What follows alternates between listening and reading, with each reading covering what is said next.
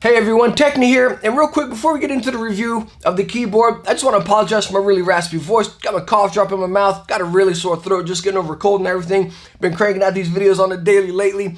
But again, I just wanted to apologize about that raspy voice before we get into this here. But we have a really solid product today, and the keyboard we have is the Razer Blackwidow Tournament Edition V2 mechanical gaming keyboard. Good mercy, what a mouthful. So anyways, as far as in your box, what you're gonna get your keyboard, hopefully, right? You'll get your USB cable, pretty nice, strong USB braided detachable cable here. And then you're gonna get your wrist rest right here. Those really nice, incredibly soft Razer wrist rest. Probably some of the best wrist rests you will find. All right, so a little bit about the keyboard here. Now, I'm gonna get this wrist rest out of the way, and we'll talk about that a little bit more when we get to the sound test. But anyways, as far as the keyboard, I am using the Razer yellow switches, but you can get the keyboard in a variety of Razer switches. The green, which are very tactile and clicky, kind of compared to blue switches. You can get any orange switches, which are tactile and silent, which is more or less comparable to brown switches. And then the yellows like we have here, which are comparable to, say, Cherry MX Red or something like that, linear and silent.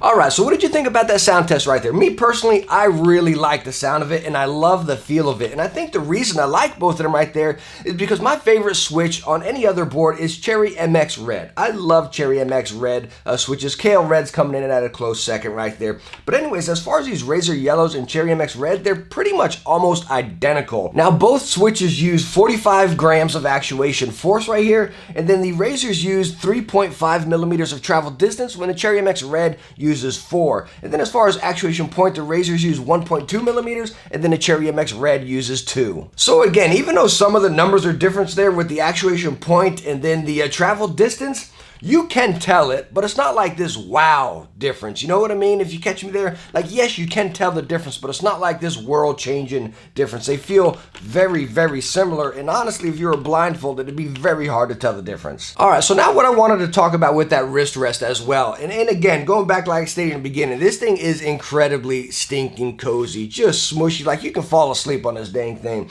Anyways, it does attach magnetically right onto the front of the keyboard right there, but you can detach it, leave it out a little bit if you want, scooch it over if you desire, but again, really nice. It attaches right there for you. But the thing I don't like about it, and I know it's hard to see in the camera, but as you can see right here, it kind of raises up quite a bit, almost right in line with the keys. So whenever I use the wrist rest, I feel like I gotta kind of bring my hands back down, if that makes any sense. It's not really straight and ergonomic. So if I get here and I'm gaming or whatnot, you know, or typing, as you can see, my fingers kind of come up and then bam, shoot down. When usually I go without a wrist rest and my hand just flows perfectly with it. So again, as far as that wrist rest right there, it could just be personal preference. Maybe it's just the way I like playing or the, you know, the length of my hands and whatnot, you know. But I was looking really forward to using this wrist rest right here because I've used them before and I love the Razer wrist rest, you know. Again, probably some of the best, but I just personally couldn't use it. Even if I slid it back or anything, it just didn't get comfortable for me. Am I just used to using without it? Probably. So let's just mark that off as personal preference. Now the keycaps on this board here are ABS, but they feel fantastic. Very, very nice and smooth,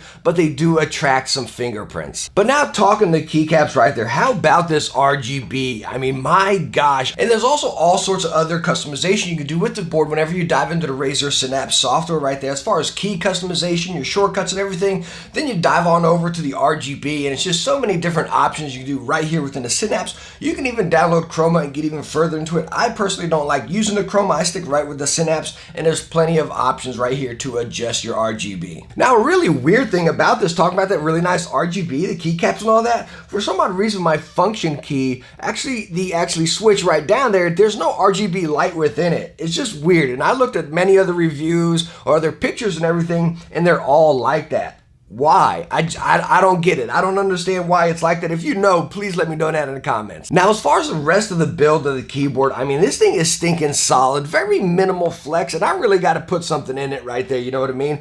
But it's actually quite heavy, a lot heavier than I expected. The entire body and build is plastic, the top right here, and then underneath. Now, underneath the keycaps, you do have a metal base and everything, but it does have some very nice weight on it. But unfortunately, even though there's a lot of weight on it, if you're just on a hard surface like this, you know what I mean, it does tend to move around a little bit. On the bottom, you do have quite a few rubber feet right there. You got 2 right there in the middle and then in the back right here. But where it's missing is right there in the middle, right?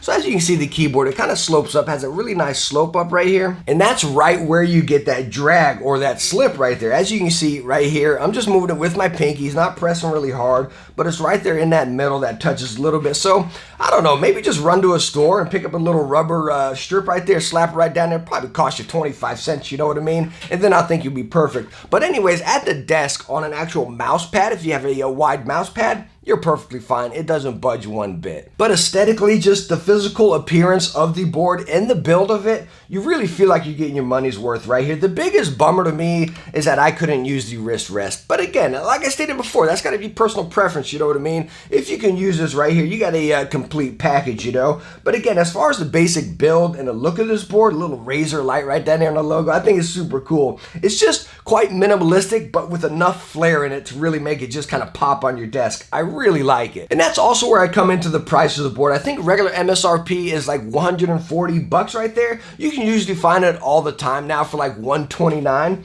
And yeah, I think it's worth that. You know, if you find anything underneath 129, say 99 bucks, scoop it up right away if you're questioning, you know what I mean? Because it's completely worth it. Yes, it's worth at 130. You get into 140, I still think it's worth it. I really do. If you can use this wrist rest, again, because you are paying for that, you know what I mean? So it's kind of a stinker that I couldn't use that. But again, at that 130, again, if you can find it at 100 bucks, maybe during this holiday season coming up, wow, do not pass it up because you're going to love it right here. But hey, thank you so much for stopping by and watching my review on the Blackwidow Chroma V2 mechanical gaming keyboard. Good night. If anyone's got to search that into Amazon when you're shopping for this thing, or heck, even YouTube looking for it, good night. How can we shorten this up? Just Blackwidow? But hey, thank you so much for stopping by and watch this one. I do highly appreciate it. Thank you so much. If you enjoyed it, hit that thumbs up and don't forget to subscribe for some future tech videos. Hey, I got to go get me another cough drop. Hope I catch you in the next one. Bye now.